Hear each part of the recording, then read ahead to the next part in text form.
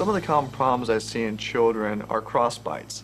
A crossbite is when the upper teeth fit inside of the lower teeth, and this can occur either in the front or the back of the mouth. When it occurs in the back of the mouth, what commonly happens is that when the child tries to bite down, their jaw ends up shifting over to one side. And this can cause potentially problems in the future, not only with their joints, but also with growth asymmetrically. When you have a crossbite in the front teeth, this is what's more commonly known as an underbite. And what happens there is that now the upper front teeth are fitting inside of the lower front teeth.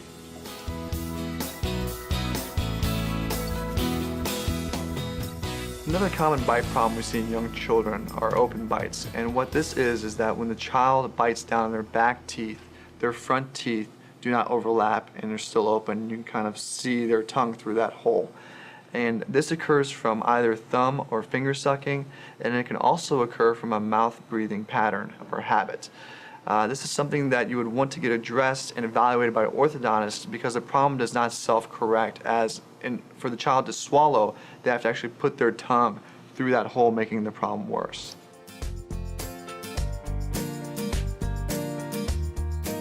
Another common problem that we see in young children are deep bites. And what a deep bite is that the top teeth overlap the bottom teeth too much, and when the child smiles, you can't see as much of the bottom teeth as you would like. This is something that you would want to get evaluated by orthodontists to see if treatment is necessary to help facilitate the correction of that problem.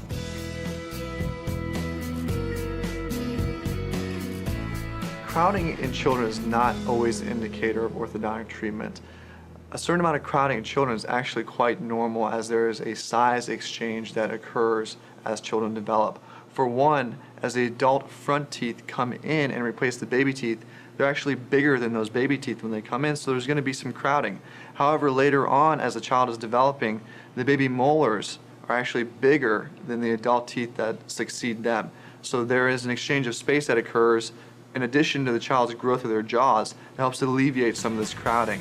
However, an orthodontist would give you the best opinion on that to determine if your child does need any treatment to help alleviate their crowding.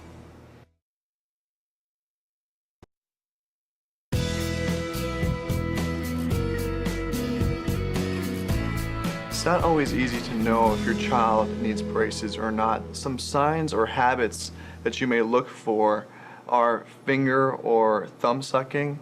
If your child is a mouth breather, that could be of some concern for bite-related issues down the line. Early or late loss of baby teeth or even missing baby teeth can be an issue.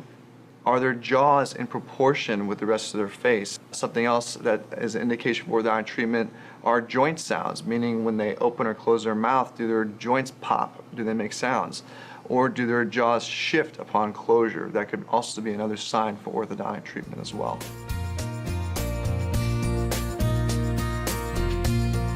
American Association of Orthodontists recommends that all children be seen by an orthodontist no later than the age of 7.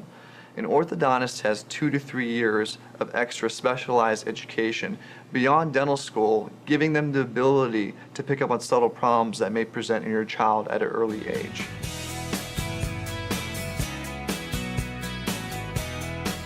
Some of the misconceptions that parents may have about bringing their child into an orthodontist at an early age are that, for one, that they need a referral from a general dentist, and this is not true. Many times parents can anticipate that something is going on with their child's bite or jaws, and at that time should bring the child in to see the orthodontist.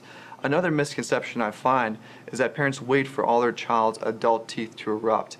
And again, by bringing your child into an orthodontist at an early age, you are allowing the orthodontist to make a decision as to whether or not treatment is needed in the first place, but also that if treatment is necessary, when is the appropriate time for that to begin.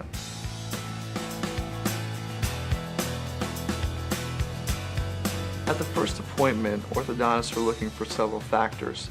When the child comes in, the orthodontist conducts a quick and easy exam where they're evaluating namely the patient's face initially to look at the direction of growth of the jaws and to see if they're growing in proportion to each other. And we're looking at the child's teeth. Does the child have a deep bite? Do they have a cross bite? Do they have an open bite? Or do they have spacing or crowding of their teeth? And is the issue severe enough to indicate orthodontic treatment.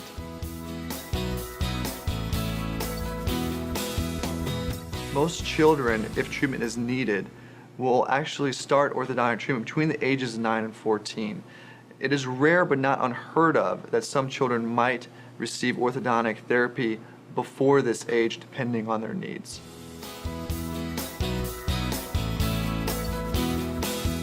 Depending on the case, some of the new breakthroughs available for children today include brackets that are small and sleek that can either be tied in with colorful elastics or that actually can close on their own.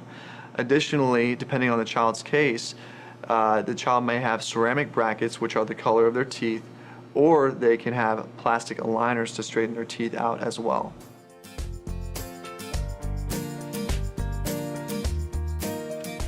My job as an orthodontist is to give my patient a beautiful smile, and my patient's motivation and compliance throughout treatment is essential to making that happen.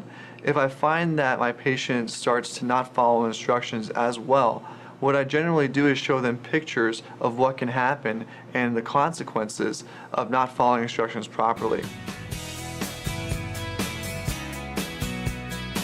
Compliance does not end after teeth are moved into their final position. There is a stage of orthodontic treatment called retention, where if necessary, your orthodontist will prescribe you retainer wear.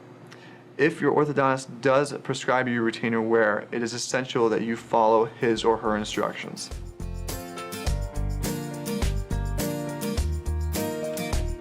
There are many benefits of orthodontic treatment for children. There's obviously an improvement in not only the way their teeth fit together and their ability to chew, but also in the child's ability to clean their teeth, which is important for the long-term health of their teeth. Additionally, many children find a boost in their self-confidence as they have more comfort in their ability to smile.